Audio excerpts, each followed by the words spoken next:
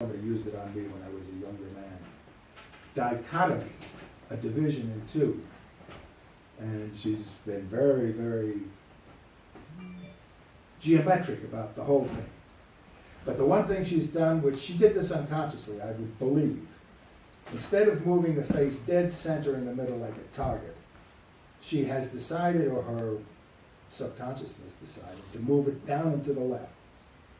Now, what is the thing, who's a psychologist around here? What is the thing about, oh yeah, there you are. What is the thing when your eyes are looking in a certain direction? You familiar with that? Eyes accessing cues. Accessing cues, that's it. That's it, accessing cues. That by doing that and moving it down, she gave that cue, which is a very thoughtful cue, if I remember correctly. Maybe you can correct me on that. I can't remember which one is which way or camera, what it's saying, but yeah. You know what I mean? Yeah. So anyway, it becomes very thoughtful, very thoughtful. Now, her eyes, I'd leave them just the way they are, okay? That was her first instinct, don't touch the eyes. But what we're going to do, and I'm going to actually show you how to get modeling to come out so that it makes a thing have the illusion of being three-dimensional. And once you achieve that, you're off. It's going to take a long time to do. It's not going to be one layer of lacquer and then you're done, or 2 layers, or 10 layers, or 100 layers. Okay? It has to take many, many layers to get even that, and that's not as done as the old masters would do. But it has to be very subtle and build up and build up. And that's the way the translucence comes in. That's where the magical nature of what art is comes in. When it fascinates you and you enjoy looking at it because you're caressing all the work that's gone into that thing. It takes hard work. Now, if you're not prepared to work hard on it, then, okay, you know, you shouldn't be here. Because this is the way it's got to be. Now, that means putting in the hours, and you have lives of your own, and I understand that and all that. I don't expect you to all go Vincent van Gogh on me, but be prepared to put the time into the thing if you really want to have something. And you have all year to do it. You know, we're gonna run this thing for a year, I don't know.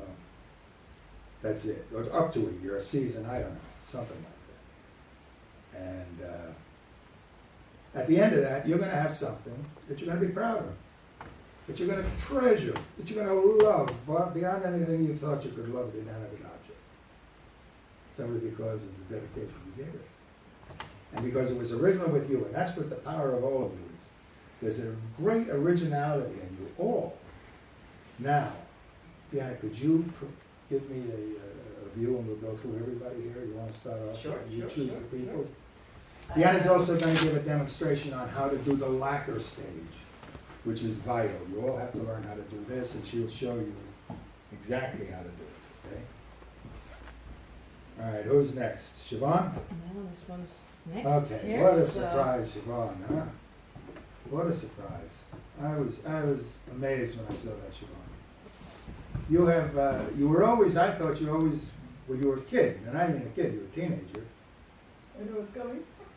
No. What, you mean when you posed for me? No, erasing until I left holes in the Oh, yes, she was always a little compulsive, or obsessive. But she had the look in the eyes. I see she's closed the eye, you know? She has to tease you, doesn't she? The horse's eye is open. The horse's eye is Hey, open. the horse's eye counts. Yeah. Well, I tell you, that is a wonderful horse. That is what a horse should look like. Your horse. Nobody else's horse. It's not Picasso's horse. It's not Van Dyke's horse. It's not anybody else's horse but yours. And that is great. Okay, here's a test. Here's something straight from the Art Students League, okay?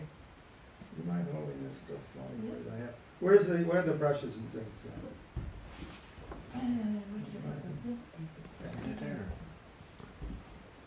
All Oh, right. yeah.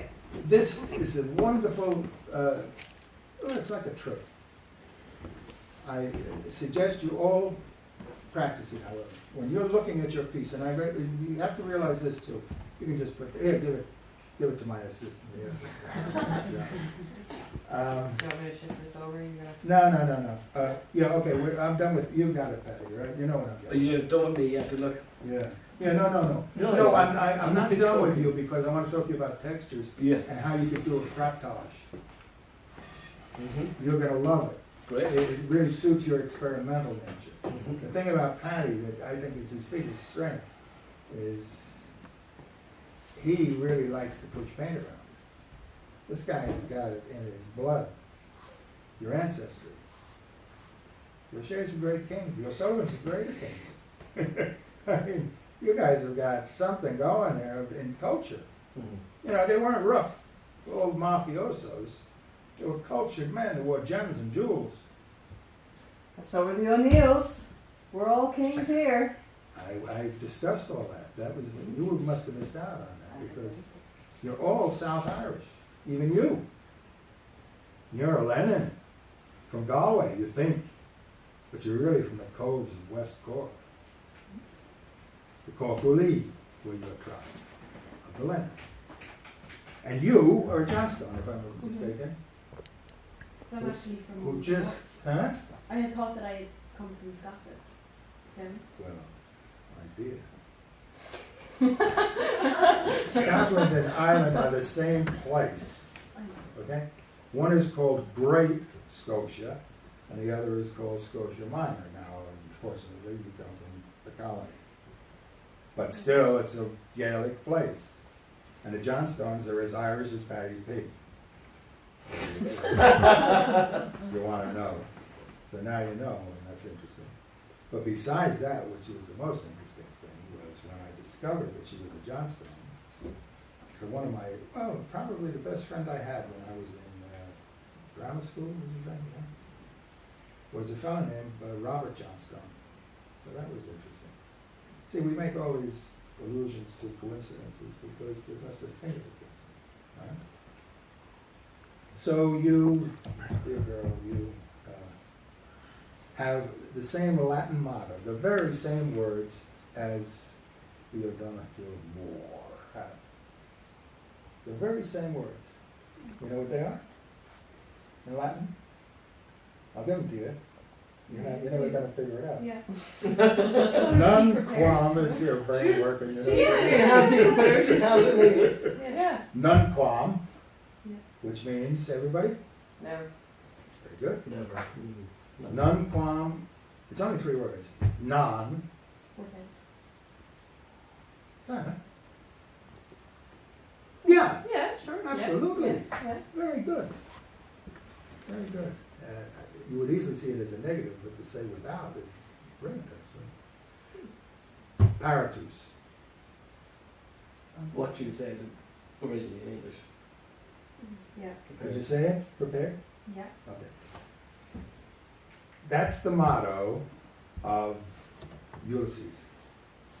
That was his motto. King of Ithaca. Only Homer translates it in a different, using different words, but it's the same concept. The O'Donoghue Moor and the Johnstones say never not ready, or never not prepared. Homer gave Ulysses' motto as prince, he was a prince, never unready, which is the same thing. Always willing, that's another of our sobriquets, is always willing. And because we are the sacral priest kings of the whole Gaelic nation, I have to confess finally, and without a blush, we have a role to play, and that role was always to be the protector of the tribe. Our tribe's in trouble, our tribe of tinkers and itinerants, because for the most part, the O'Sheas, the McCarthys, the O'Donohues, we're all on the road, most of us, a lot of us. And look at the way they're treated. Look at the way the itinerants, as so called by the population in this country, has treated the true noble clans. Because those are the broken clans. Those are the clans who were once under a prince and thrived and prospered and had all kinds of echelons of chieftainries within, captains of this and captains of that. It was a tremendously stratified society, each with a responsibility, each with a role, even to the point of being a chief of one cow. Huh? A chief of one cow. If you had that one cow, you were a chief too. So that was the political philosophy of your tribe. All of you are Oanaks. All of you are Oanaks, which were the warrior tribes of Munster. They're not made a lot of these days because everything shifted to the north. What do you think of High King Nile of the Nine Hostages? There's nothing but a pirate, I mean, for Christ's sake. Not royal at all. And historians, Scottish historian, an eminent, you should look him up sometime, but he has a lot to say about the Johnstown, named Sirian Moncrief of that ilk. He's a chieftain, a hereditary chieftain of the Moncriefs, who are different. They're not Gaelic at all. They're British. They're Britons. But I digress Just a little bit. a little bit. Where the hell was I? I'm not sure.